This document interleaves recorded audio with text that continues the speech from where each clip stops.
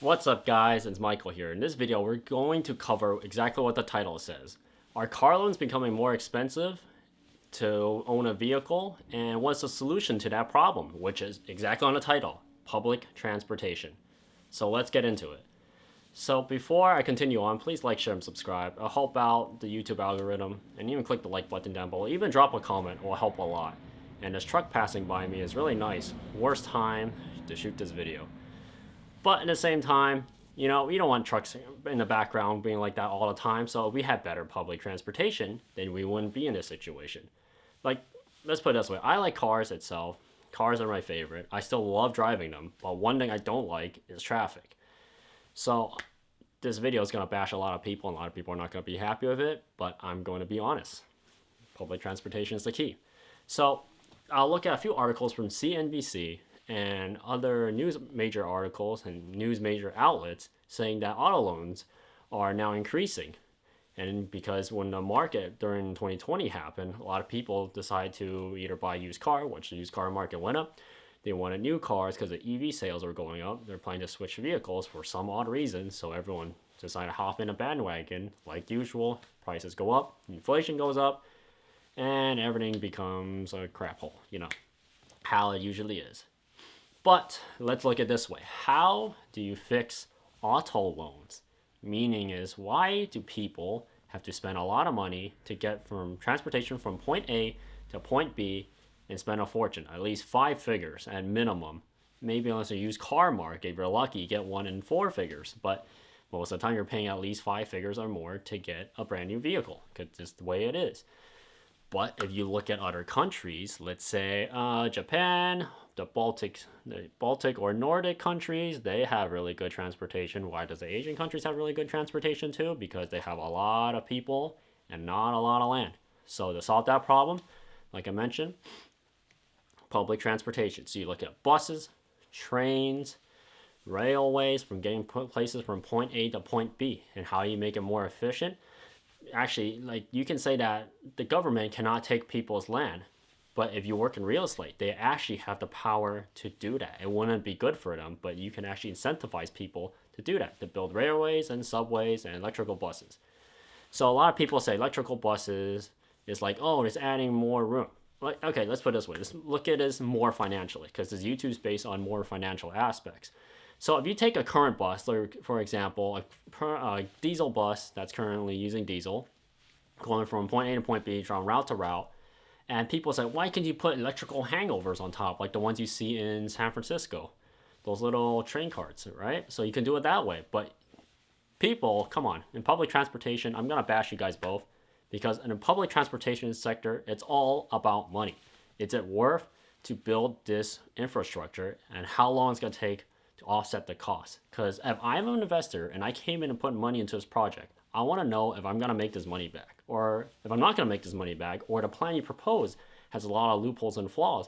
I am going to back out. I will not throw money in something that is going to lose money in the future. You can argue like, hey, public transportation helps this, point A, point B, point C. Well, it doesn't matter if you're an investor, you don't make it back. For example, why do a lot of people invest in oil power plants or gasoline power plants instead of nuclear power plants? It's simple, because there's a video made by, I forgot which YouTuber, but it showed the investment payoff. The investment payoff is a lot sooner for gasoline and oil power plants compared to nuclear. And nuclear has a lot of issues too, same with gasoline. So at the end, it's versus time and money. Which one pays back faster, which one pays back more, and which one is more incentivized for the future for people to use. So if you look at public transportation, specifically traffic, there's a lot of people think that Tesla is the answer to traffic. Oh my God, don't believe I'm saying this. How is Tesla is the answer to traffic? You think autopilot is going to help traffic? No, it's not. Because you know why? There's still the same amount of people are still on the road. There's still the same amount of cars are still on the road. And it's still going to pile up. So there is a YouTube video showing that how we can solve traffic by having everyone autonomously having machines drive their vehicles for you. So no one have be bumper traffic.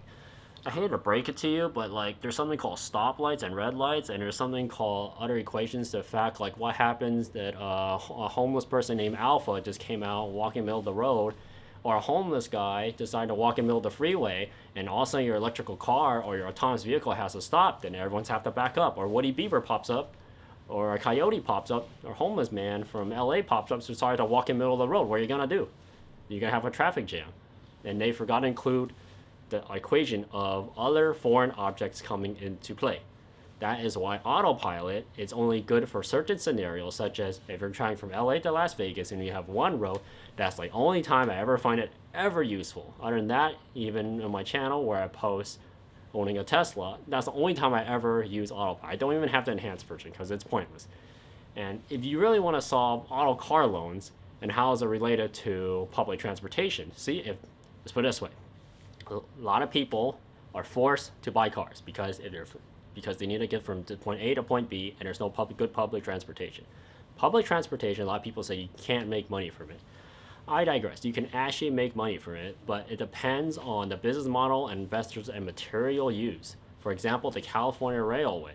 It was built from supposed to be like Sacramento, bring it all the way down to San Francisco and LA, because they dilly-dally waited so long and material costs rose in price, and that's what happened.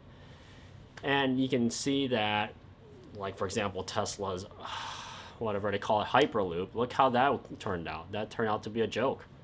And look who bought it, Virgin Mobile, or Virgin Loop, or whatever they call that company. The ones that makes airplanes and buy a lot of places, that billionaire. Look at that Las Vegas one. I have a lot of Tesla fanboys in my own family. We went there to take a look of the Las Vegas tunnel for Tesla. While I walked in there, wow, it looks so nice. Until you look at the bigger picture. What's the point in this? If I really took this from point A to point B, it's used for transporting cars. You're not solving a problem. You're just literally adding another problem. You're not moving a lot of people at the same time. And in that tunnel, people are right backed up in traffic just when a few people need to load in luggage. So, I mean, they could have just built, a subway.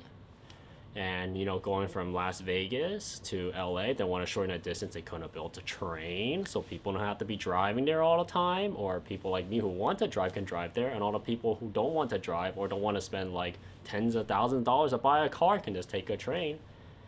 See, the good part about public transportation is you got a lot of people who cannot afford vehicles. I'm going to be blunt here. Are not qualified to afford vehicles, or have to take loans, especially auto loans, to afford a vehicle, because let's be honest, no one wants to buy the crappiest Chevy or the crappiest found on the road dead vehicle and have it repaired in like a year or two because it costs a lot of money. They rather take public transportation. So for example, South Korea and Japan, people have cars. You need to get somewhere really specific to have cars, but during that, they have the opportunity for public transportation. And if people can't afford it, they can still take public transportation.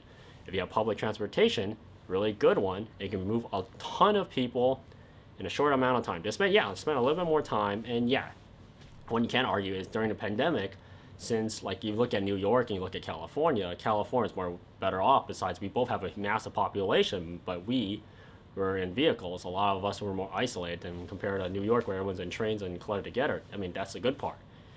But other than that, for people who love to drive, for example, love to drive sports cars, like drive the Ferraris, Lamborghinis, McLarens, and Porsches, it'll be really nice to have a really good public transportation, meaning that we can drive on a road without ever tapping the brake.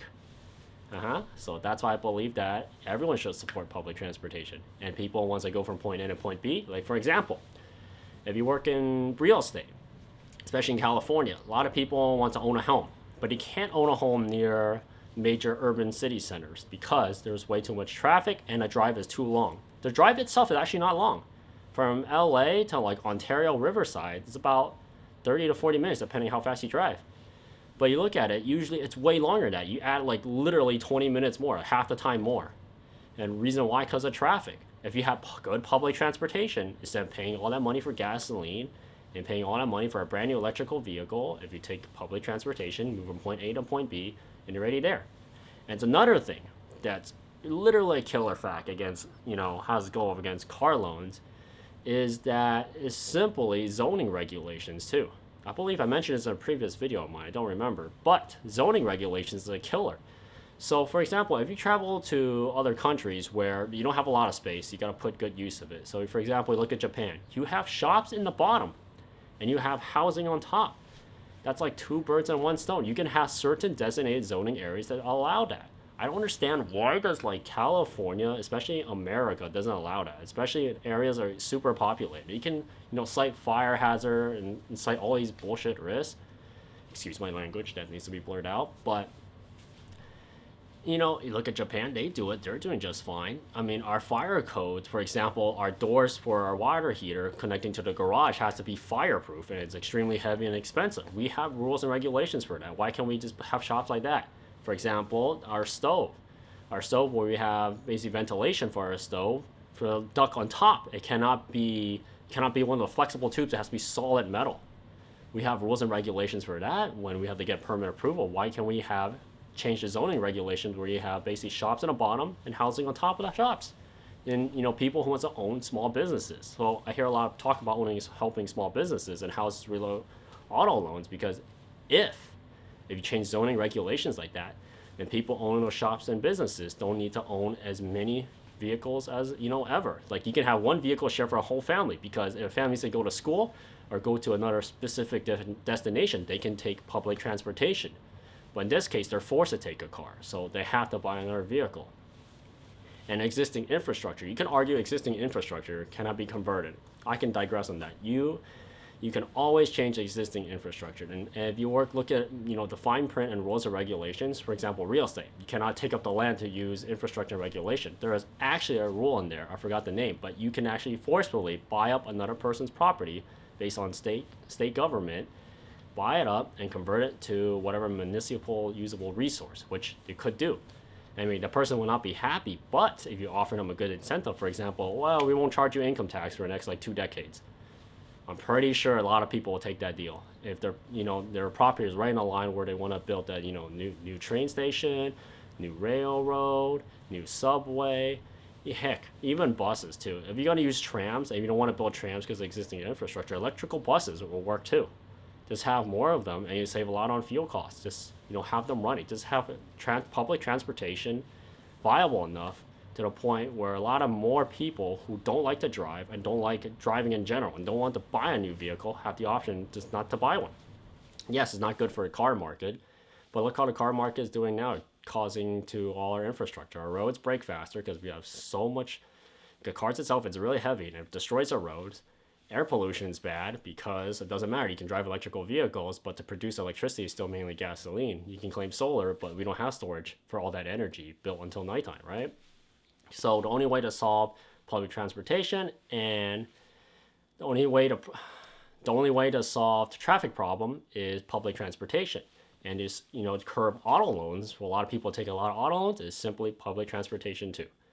And this all ties together, as I mentioned earlier, besides auto loans that's causing, uprise in prices of vehicles and inflation. Then you have traffic problems because due to poor transportation and a heavy population. And also, the most important one, as I mentioned a couple minutes ago, is zoning. Zoning plays a big factor on how people get to point A and point B. Where are they going to locate? So location is a really important factor. So the takeaway in this video, I hope you guys support public transportation.